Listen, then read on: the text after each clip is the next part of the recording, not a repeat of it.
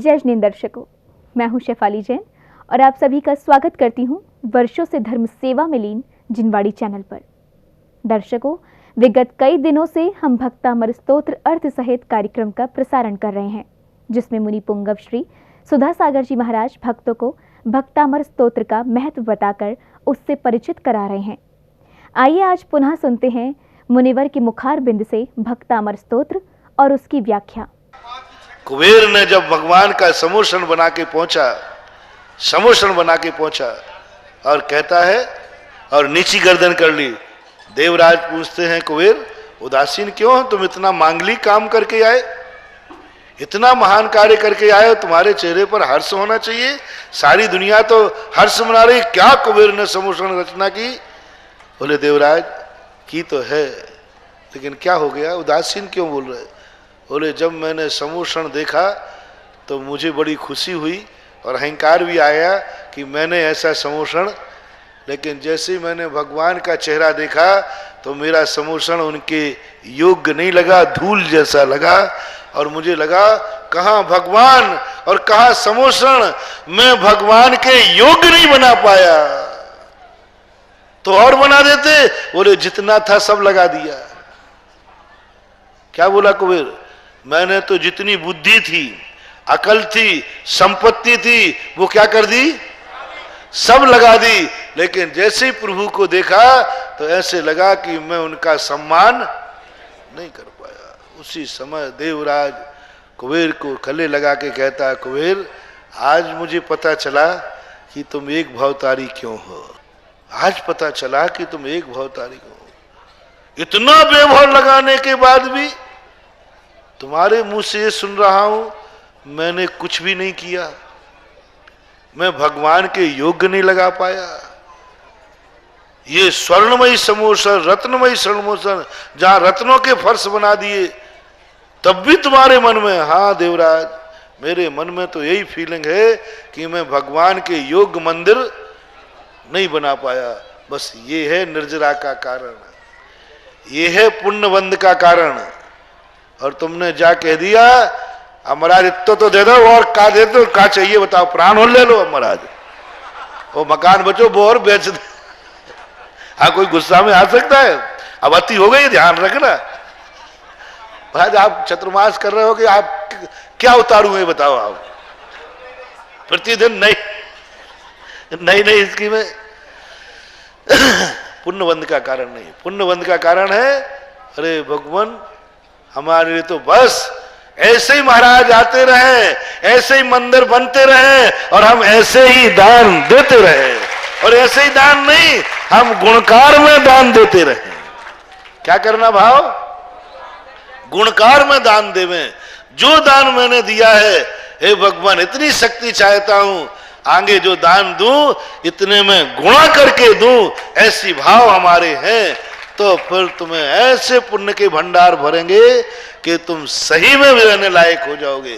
शक्ति नहीं होते हुए भी तुम्हारी शक्ति आ जाएगी, क्योंकि तुमने आज 10 रुपया दिए और कह रहे हो आज तो मैंने 10 रुपया दिए महाराज, लेकिन भावना है अगली बार गुणा करके दूं तो 10 100 देने के बाद क्या भाव करना? एक गुणा करते जाओ। हमें तो महाराज गुणकार दान देना है, बस इतनी भावना मेरी है। देखो मन के चाहे है, जहां चाहे वहां जाकी रही भावना जैसी, सो देखी मूरत तिन तैसी। तुम भावना तो करो, कौन दे रहे हो कौन ले रहे हैं? भावना करो कि मैं गुणकार दान दूं। भावना करने में क्या बिगड़ रहा बताओ? कोई ले दे नहीं रहे हैं। भावना करने में शायद तुम्हारी इतनी शक्ति हो जाए कि तुम गुणकार रूप से सिद्ध चक्र मंडल विधान कर लो, हो सकती है, क्योंकि भावना।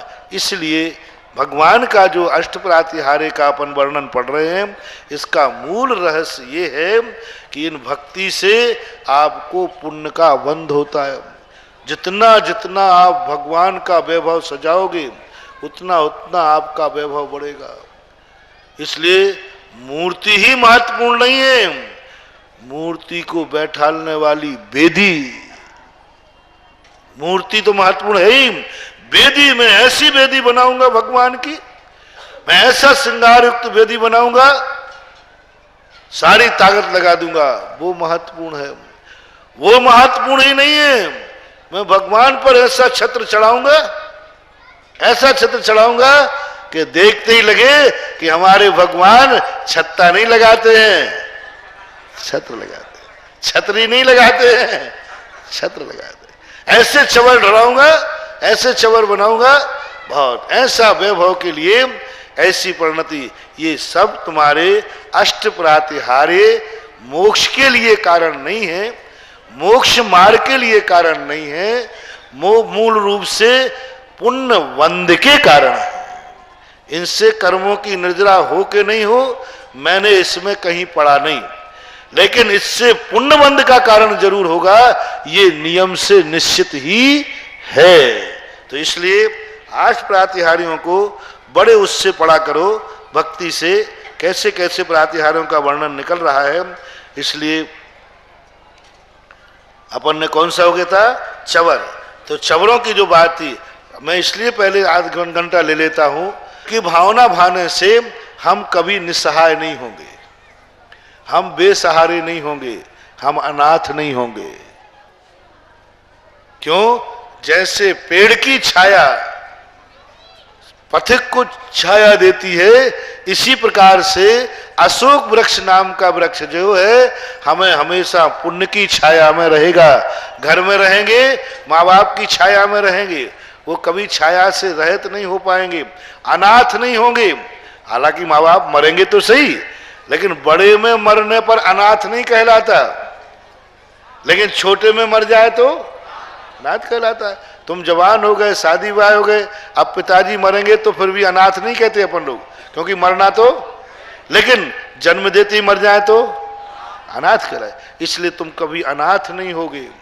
दूसरा, मोक्ष मार्ग में आओगे, जहां भी तुम जन्म लोगे वहां तुम्हें गुरु मिलेंगे 45वें दिन के बाद। दीक्षा लोगे तो गुरु का सहारा रहेगा, गुरु से तुम्हारी पटरी बैठ जाएगी, गुरु से खटपट नहीं होगी। दीक्षा लेकर पिछी कमंडल लेके नहीं भागोगे। पिछी कमंडल लिया और वह तुम्हारे संस्कार आ रहे हैं हम लोगों में भी। जैसे तुमने अपनी वो क्या शादी की, गांठ बांधी और ले छोरा चला माँ बाप को छोड़ के। यही संस्कार, जैसी प्रजा वैसा साधुओं में भी होने लगा। शादी ब्याह होते ही थोड़ी सी नौकरी करने लगे, माँ बाप को छोड़ के चले जाते हैं। वही यहां हो रहा है। दीक्षा ली, गुरु के पास दीक्षा ली, ज्ञान लिया, थोड़े प्रवचन क्या करने लगे, ये चले गुरु को छोड़कर। ना गुरु की आज्ञा मानना, ना गुरु के अंडर में रहना, ना गुरु का सम्मान करना। हो रहा है कि नहीं? देखने में आ रहा है। गुरु की आज्ञा में नहीं, एकल विहार कर रहे हैं, गुरु की आज्ञा है। गुरु की आज्ञा में यदि अकेला भी साधु है तो स्पष्ट आगम में आया है, वो एकल विहारी नहीं कहलाता है, आज्ञा उनके साथ। एक बार आचार्य से चर्चा हुई, बोले नहीं, यदि गुरु की आज्ञा से अकेला साधु भी विहार कर रहा है, लेकिन आदेश किसने दिया है? नहीं, तो वो एकल विहारी नहीं, गुरु उसके साथ है। कौन साथ है? गुरु साथ है। गुरु की, गुरु से दूर रहना दूरी नहीं कहलाती है, गुरु की आज्ञा में रहना गुरु के पास रहना ही कहलाता है। आपका बेटा अलग नहीं हुआ और व्यापार करने जावे तो उसे अलग कहते हो क्या? व्यापार करने जा रहा है लेकिन अलग नहीं हुआ, तो एक ही माना जाता है। और यहीं रहता है, बाहर नहीं गया, यहीं रहता, उसी मकान में रहता है। लेकिन संपत्ति बांट ली तो न्यारो पूत पड़ोसी दाखिल है। आई ना पूजा में, न्यारो पूत पड़ोसी में दाखिल हो जाता है। अब वो बेटा नहीं कहलाता, पड़ोसी कहलाता है। इसी प्रकार अलग हो जाना, ये गुरु आज्ञा। तो जो अशोक वृक्ष के श्लोक को पढ़ते हैं, अशोक वृक्ष का भावना भाते हैं, अशोक में जो 28वें नंबर का श्लोक पढ़ते हैं, उन पर सदा बड़ों की छाया बनी रहेगी। बड़े उनका शोषण नहीं करेंगे और ये बड़ों का अपमान नहीं करेगा, बड़े छोटों में पटरी बैठेगी। इसलिए सुनो रे बेटा, बाप दोनों 28वें नंबर श्लोक पढ़ना शुरू कर दे रे बेटा, बाप की छाया बनी रहेगी। हाँ, सभी बेटों को। और जिन बहुओं की सासुओं से नहीं बनती हो, सारी सासू बहुएं 28वें नंबर का श्लोक पढ़ो, देखो 6 महीने में क्या होता है। जिन सास बहू के झगड़ा चल रहे हो, प्रतिदिन सवेरे शाम उठ करके 28वें नंबर स्कूल को पढ़ लेना। उच्चैर अशोक रव है ना, संसत मून मयूखो मावात रूप ममलम भवतो नितांतम। पढ़ो तो सही, देखो क्या होता है। प्रैक्टिकल करने की बात में क्या बिगड़ता है? जो तुम सोच रहे हैं रोज पढ़ो, वो इंतजाम कर रहा हूं, चिंता मत करना। ललितपुर में अभी हो सकता है आज ही कुछ हो जाए नया चमत्कार। ये ऐसे ही नहीं पढ़ा रहा हूं मैं, तुम्हारे लिए इसमें अपरंपार भंडार भरे हैं। भक्तांबर पाठ में जिस दृष्टि से आप इस श्लोक को देखो, वही दृष्टि इसमें। आध्यात्मिक दृष्टि से देखो तो, भक्ति की दृष्टि से देखो तो, संसार की दृष्टि से देखो तो, सब ऐसे काव्य हैं जैसे वो फोटो होती ना, एक फोटो ऐसी उतर जाती है, जिस कोने से देखो तो ऐसे लगता है वो मेरी तरफ ही। ऐसे ये भक्ताम जिस दृष्टि से आप जो चाहो, सब प्रकार का अर्थ इसमें निहित है। अब बताओ, तुम्हें मालूम था कि 28वां नंबर श्लोक सास बहू के झगड़े मिटाता है? नहीं हो तो करके देख लो, क्या बात होगी। अपना तो चैलेंज है, 6 महीने तक सास और बहू दोनों 28वें नंबर का श्लोक पढ़ेंगे। पति पत्नी, अरे भाई हम अच्छा नाम लेते, मियां बीवी का नाम तो आ ही गया। दोनों में नहीं पट रही हो तो ये पढ़ो, आश्रयवान भक्ति से पढ़ो। हे भगवान, आपको आश्रय देने वाला कल्प वृक्ष के नीचे आप बैठे हो और ऐसे शोभायमान हो रहे हो, नियम से पुण्य बनेगी और दोनों एक दूसरे का सहारा बन जाएगा। तीसरे नंबर का जो प्रातिहार्य था, कौन सा था? सिंहासन।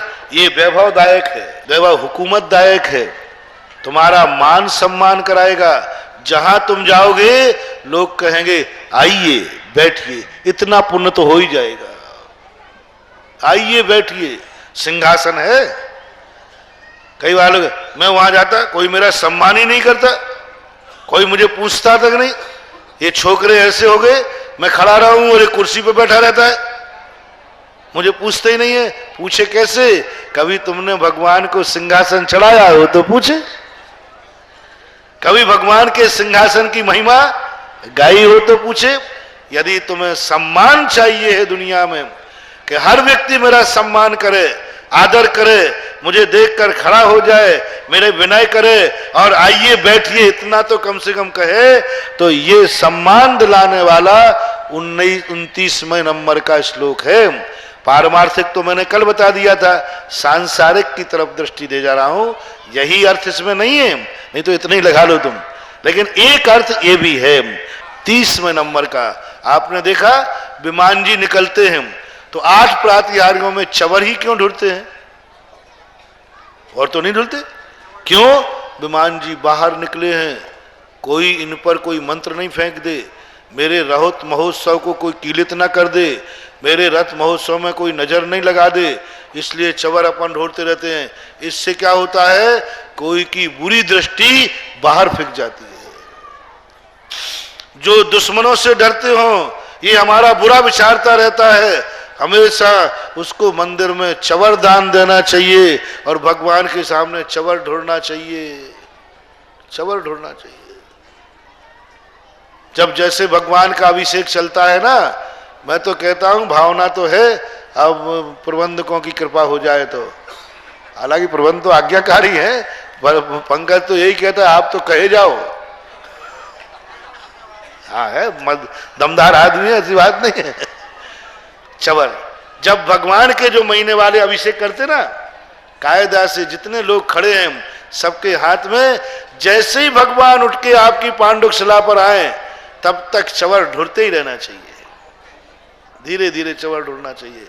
जब तक भगवान उठकर वेदी में ना जाएं तब तक चवर ढुरते रहना चाहिए, ढुरते रहना चाहिए। तो जो महीने वाले हैं ये अभिषेक करते हैं कि नहीं, और शेष लोग क्या कर रहे हैं? 200-250 लोग हैं, 200-250 चवर मंगा दो, उतनी देर, कम से कम 3-4 मिनट तो लगते हैं, 5 मिनट लग जाता है। हाँ 5 मिनट तक शेष लोग चवर ढोलेंगे। आहा, कैसा लगेगा बताओ तो सही। देखो जितना मीठा डालो, डालते जाओ। आप ये मत पूछना महाराज अब अंतिम बता दो आप कितना करना है। अब एक नई बात है, 250 चवर लाओ, अब ले क्या बताइए। ये मत पूछना मेरे से, ये मत पूछना मेरे से। मेरे से तो ये कहो कि मेरे गले में जब तक ताकत है तब तक मैं जिनेन्द्र देव की महिमा बताता ही रहूंगा। एंड मत करवाना महाराज, कल आपने इतनी कही थी अब आपने बढ़ा दी। नहीं, मैं तो बढ़ाऊंगा, और इतने बढ़ाऊंगा कि एक दिन पूरे ललितपुर की जनता के हाथ में चवर दिला दूंगा, और एक्स्ट्रा भी रखूंगा। किसी दिन तुम्हारे समधी साहब आ गए तो उनसे भी ढुलवाऊंगा, आ जाओ आप भी लहर में। हाँ ना, क्या बात है, कौन सी बड़ी बात है बताओ। लेकिन सब चवर ढोल रहे बढ़िया हाथ में, दोनों हाथ। वो अभिषेक करने वाले अभिषेक कर रहे हैं, तुम दोनों हाथ में लेकर चवर ढोल रहे, बढ़िया आनंद आ रहा है। ये वैभव है भगवान की भक्ति। उस समय भगवान को तो कुछ नजर लगती नहीं भैया, ध्यान रखना उनको तो क्या। लेकिन तुम जब चवर ढोलोगे तुम्हारे ऊपर किसी की बुरी दृष्टि नहीं पड़ेगी, बुरे भाव नहीं पड़ेंगे। तुम्हारा कोई अहित विचार रहा है वो वहां ऐसे खंडित हो जाएगा जैसे आपने कभी देखा होगा टीवी पर पुराने युद्धों में, महाभारत। वो यहां से तीर फेंकता, दूसरा वहां से बैठता, रास्ते में कट जाता है। ऐसे ही तुम चवर ढोलते हो और कोई तुम्हारे ऊपर बुरी दृष्टि फेंके, वे चवर तुरंत निगेटिव कर देंगे। इसलिए 24 घंटे में एक बार प्रभु के चरणों में चवर ढोल लिया करो, दिन भर की नजर लगने से बच जाओगे। चवर ढोल के जाओगे तो कोई नींबू मिर्ची फेंक गया, कहना चिंता मत करो, मैं भगवान को चवर ढोल के। तो चवरों की महिमा, चवर जो है निगेटिव ऊर्जा को बाहर करते हैं और भगवान के वैभव को प्रदर्शित करते हैं। अब आ गया छत्र। छत्र पढ़ना है ना अपन को। छत्र त्रयम तव विभाति शशांक कांत, छत्र त्रयम तव विभाति शशांक कांत।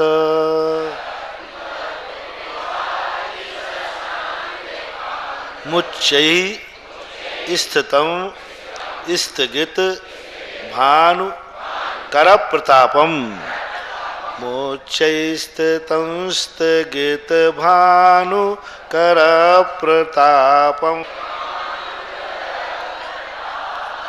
पा के नीचे रा है तो आधे पा का उच्चारण करना, जो लिखा नहीं। करप, करप प्रतापम, मुक्ता फलप प्रकर जाल विभृद शोभम, प्रख्या भयत्री जगता परमेश्वरत्वम, मुक्ता फल प्रकर जाल विवृद्ध शोभम।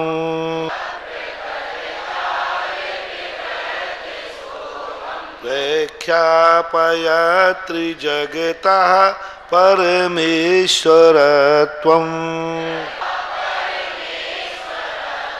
छत्रत्रयम, 3 छत्र होते हैं, तो आपकी विभाति शोभा बढ़ाते हैं। शशांक कांतान, कैसे शोभायमान है आपके ऊपर जो छत्र हैं। शशांक कांतान, चंद्रमा के समान नहीं, चंद्रमा तो काला है, चंद्रमा की कांति के समान। सावधान, बहुत आचार्य बहुत सावधान रहते हैं। शशांक की चंद्रमा की चांदनी के समान उच्चई स्थितम। कहाँ है ये तीनों छत्र? उच्चई यानी आपके, उच्चई मां चला जाएगा कांतम में, उच्चई निकलेगा स्थितम। स्थित भानुकर प्रतापम, आपके ऊपर जो छत्र लगे हैं मानो ऐसे लग रहे हैं कि सूर्य के प्रताप को रोक रहे हैं। सूर्य का प्रताप समोषण में होता नहीं है, ये उपमा कही जाती है। आप छाता क्यों लगा लेते हैं? धूप से बचने के लिए। तो मानो स्थित भानुकर प्रतापम, प्रताप यानी ताप, प्रकष्ट ताप, प्रताप यानी तापम प्रतापम, प्रकष्ट रूप से जो उसका ताप है, गर्मी है, इसको स्थगित रोक रहे हैं। भानु कर प्रतापम, कर यानी किरण, सूर्य की किरणों का जो ताप है उसको मानो रोक रहे हैं, स्थगित कर रहे हैं। छाता लगा लेते ना धूप में, ऐसे ही भगवान के तीनों छत्र। अभी बता देता हूं फिर। मुक्ताफलम, कैसा है वो छत्र? मुक्ताफल, मुक्ताफल बोलते हैं मोतियों से। प्रकर, जाल, प्रकर यानी चारों तरफ, जाल यानी वो झालर। विवृद्ध शोभम, वैसे ही वो छत्र चंद्रमा की कांति के समान शोभायमान था।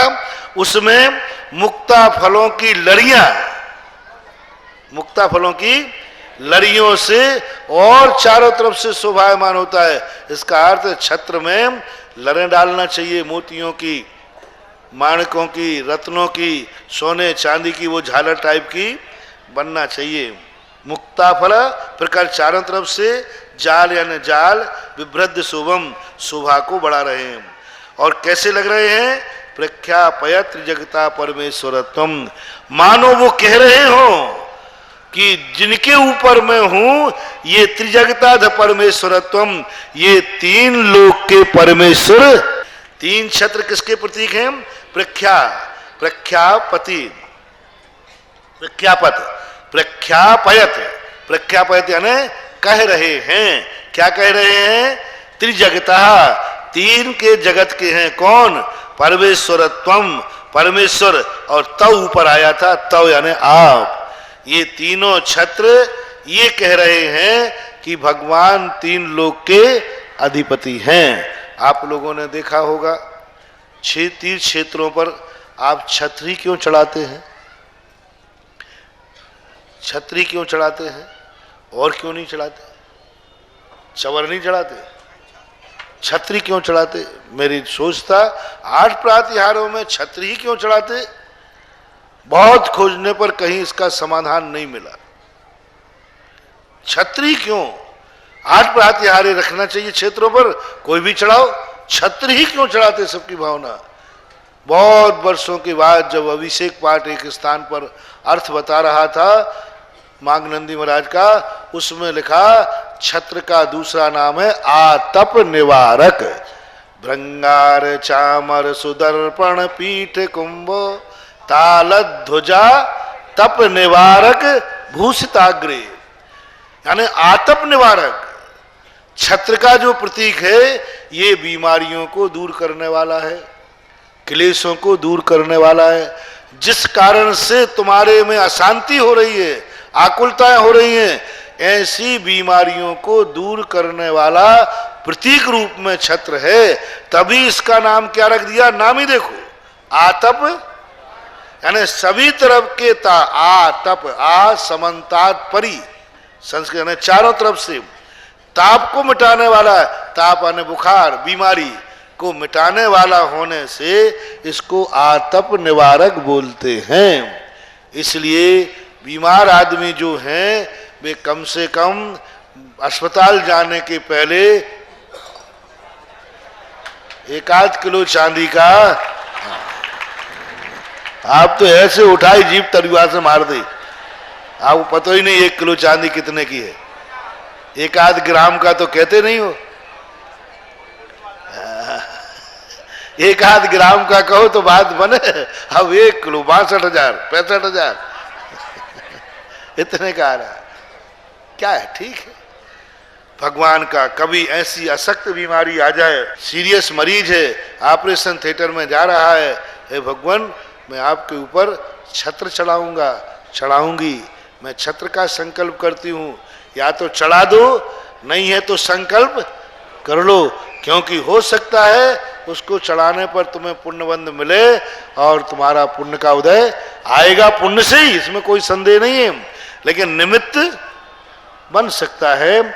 इसलिए ऐसी स्थिति में तो सदा कहता हूं कि जब तुम्हारे यहाँ कोई बीमार आवे सीरियस, सभी उसी के साथ अस्पताल में जाओ। तुम क्या करोगे बताओ? वहां क्या काम है तुम्हारा? वहां डिस्टर्ब क्या करोगे तुम? बाहर खड़े खड़े क्या करोगे बताओ? मैं तो हमेशा कहता हूं जब तुम्हारे घर का मरीज अस्पताल जाए, जितने लोगों की आवश्यकता है वे तो साथ चले जाएं, शेष क्षेत्रपाल जी मंदिर में अभिनंदन नाथ भगवान के पास आ जाए। अभिनंदन नाथ भगवान के पास आके बैठ दें, भगवान मरीज गया है अस्पताल, आप ही मेरे रक्षक हैं और आपकी ही शरण है, मैं किसी अन्य की शरण में आज तक, अन्यथा शरणम नास्ति तुम्हें शरणम तस्मात् कारण भावेन रक्ष रक्ष। जैसा हे भगवान आप रक्षा करिए, नहीं त्राता नहीं त्राता नहीं त्राता जगत रे, बीतराग भरो देवो भूदो ना। आपके अलावा और कहाँ जाऊं मैं, और कौन है मेरे दुखों को दूर करने वाला? इसलिए मैं आपको छोड़ के नहीं जा सकता हूं। आप भक्ति कीजिए, और नहीं वो जाए वहां पर मरीज और तुम आकर यहाँ भक्तांबर पाठ पढ़ लीजिए। और ज्यादा समय नहीं है तो कम से कम 31वें नंबर श्लोक को 108 बार पढ़ लीजिए, 9 बार पढ़ लीजिए, कम से कम एक बार तो याद कर ही लीजिए। जब वो मरीज ऑपरेशन थिएटर में जा रहा है उस समय उसको देख करके और पढ़ दीजिए, छत्रत्रयम तव विभाति। एक बार 9 बार पढ़ दो, क्या बिगड़ता है? मरीज तो जा ही रहा है, हो सकता है ऐसा चमत्कार हो जाए उसका कि सहजता में उसका इलाज हो जाए। तो ये आतप निवारक है। ऐसा ये कैसा होना चाहिए छत्र? नीचे बड़ा, बीच में छोटा, ऊपर छोटा। नीचे छोटा नहीं लटकाना, नीचे 3 लोग का प्रतीक कैसा है? 3 लोग नीचे क्या है? बड़ा है, मध्य में, फिर ऊपर जाकर के, तो इस आकार में 3 लोग का, और दूसरा शिखर के आकार का बनता है। मुकुट कैसा होता है? नीचे बड़ा, ऊपर छोटा बनता जाता है। तो ऐसे छत्र चलना चाहिए। ऐसे छत्रों की महिमा यहां गाई गई। और ये छत्र वस्तुतः अपने आप में इतने, इनके तो प्रभाव सारे समाज में, सारे भारतवर्ष में हैं। तो आप ये नियम करें, भावना भाएं, जब भी हमें कोई बात होगी हम एक छत्र की घोषणा करेंगे। कहीं कर दो, महावीर जी में कर दो, पद्मपुरी में कर दो, और आपके अभिनंदन नाथ भगवान कोई कम चमत्कारी नहीं है। हाँ, गांव को जोगी जोगड़ा, आन गांव को सिद्ध। हाँ, ये मत मानो अपने अपने भगवान में कम नहीं है। बहुत बड़ी शक्ति है, बहुत अद्भुत शक्ति है उसमें, बहुत एनर्जी है उसमें। ऐसे ही नहीं मैं टाइम दे रहा हूं, मूर्ति में दम है तभी मैं भी इतना। हनुमान जबलपुर में सारे मंदिरों के दर्शन किए, लेकिन जो हनुमान ताल की मूर्ति में है वो मैंने कहीं पाया नहीं। बहुत गजब की, बहुत कम मूर्ति। आपके अभिनंदन नाथ भगवान भी कम एनर्जी नहीं है। मैंने देख ली इनकी एनर्जी, देख लिया चमत्कार। जो कुछ भी मैं ललितपुर में, अरे ये चिकने घड़े नहीं, उल्टे घड़े हैं, उल्टे। मैं भोगे बैठा हूं, 2-2 चतुर्मास किए हैं, उल्टे खड़े हैं, उल्टे। कुछ भी फर्क नहीं पड़ने वाला। लेकिन मालूम, मैं अभिनंदन नाथ भगवान को आशीर्वाद लेके आता हूं तो चिकने क्या, उल्टे सब घड़े सीधे हो गए। सब सीधे हो गए। बहुत बड़ी चमत्कारी मूर्ति है, बहुत बड़ा अतिशय है उसमें। कम मत समझो। अपने कहीं भी जाओ, कुछ भी करो, एक छत्र अभिनंदन नाथ भगवान को बोल दो, एक छत्र अभिनंदन नाथ भगवान को चढ़ा दो। हे भगवान, जीवन में वही मेरा सहारा है, वही बेटा बीमार है, चिंता मत करना। भगवान के सामने ऐसी भावना भाने से तो मिथ्या दृष्टि नहीं हो जाओगे। पाप की भावना मत करो, अनैतिक कार्यों की भावना मत करो, लेकिन जीवन का जो आधार है उसके बचाने की भावना में कोई दो नहीं। मैंने शुरू में कहा था ना कि जैन धर्म वीतरागी है, लेकिन इतना वीतरागी भी नहीं कि तुम्हारी गृहस्थी मिटा देवे। इतना तो रागी है, कम से कम भगवान से इतना तो कह सकते हो कि भगवान साईं इतना दीजिए जा मैं कुटुंब समाए, मैं भी भूखा ना रहूं साधु न भूखा जाए। कितना मांगने में कोई बाधा नहीं है। हाँ, पापों को अत्याचारों को मांगो वो बात अलग है। इसलिए आज अब गंभीर तार रव पूरत दिग्विभाग, गंभीर तार रव पूरत दिग्विभाग, तेरे लोक शुभ संगम भूति दक्षा, तेरे लोक शुभ संगम भूति दक्षा,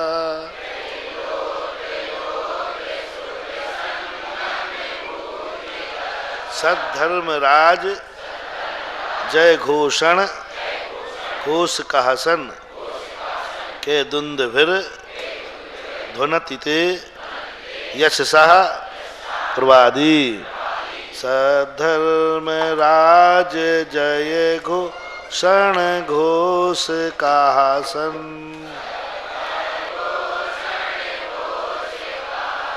के दुंदभिर ध्वनतिते यशसा प्रवादी।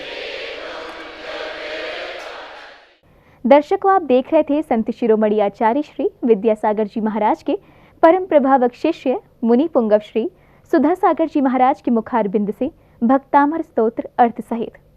दर्शकों, आज के इस कार्यक्रम में बस इतना ही। अब मुझे दीजिए आज्ञा और आप देखते रहिए जिनवाड़ी चैनल। जय श्रीन्द्र।